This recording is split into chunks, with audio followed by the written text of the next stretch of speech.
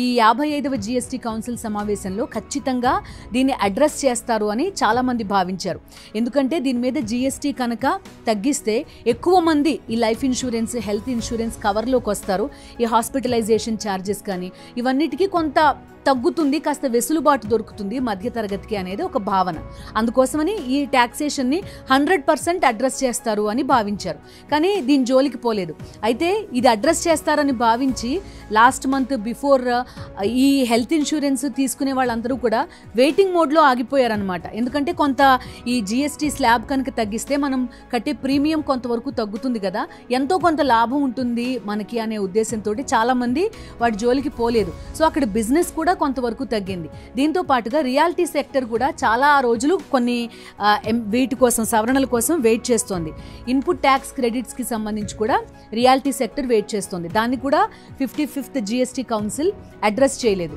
ఇది ఏ విధంగా ఎఫెక్ట్ అయిందంటే కనుక జనరల్లీ మనకి నిరంతరం నిర్మాణాలు జరుగుతుండే దేశం అని చెప్తారు. డెవలపింగ్ కంట్రీస్లో ఈ ఇన్ఫ్రాస్ట్రక్చర్ అనేది చాలా కీలకం కాబట్టి నిర్మాణ రంగం అనేది ఎప్పుడూ చాలా ఫాస్ట్గా రన్ అయ్యే ఒక సెక్టర్గా ఇన్ఫ్రాస్ట్రక్చర్ దీన్ని చెప్తారనమాట. సో ఇది బాగుండాలంటే ఇలాంటి వీటిని అడ్రస్ చేయాల్సిన పరిస్థితి.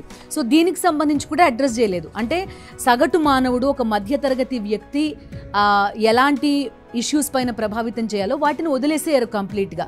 ఒక పాప్కార్న్లో మాత్రం వాళ్ళు 3 లేయర్ని క్రియేటివ్గా చూడగలిగారు. దానిలో ఎలా ట్యాక్స్ విధించాలో కూడా చూడగలిగారు అనమాట. సో నా ప్రశ్న ఏంటంటే, మనం ముందుకెళ్తున్నామా, వెనక్కి వెళ్తున్నామా?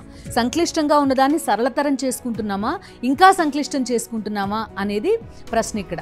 దీంతోపాటు ఇప్పుడు 1 నేషన్ 1 ట్యాక్సేషన్కి సంబంధించి ఇప్పటిదాకా మనం చెప్పుకున్నాం. ఇందులో ఎలాంటి ఛాలెంజెస్ వస్తున్నాయో చెప్పుకుంటున్నాం. రాబోయే రోజుల్లో మనం మాట్లాడుకుంటున్నది 1 నేషన్ 1 ఎలక్షన్ గురించి. ఈ ఎక్స్పీరియన్సెస్ అన్నీ మనం అక్కడ ఏ విధంగా వాడుకోవాలి అనేది కూడా ఒక ప్రశ్న.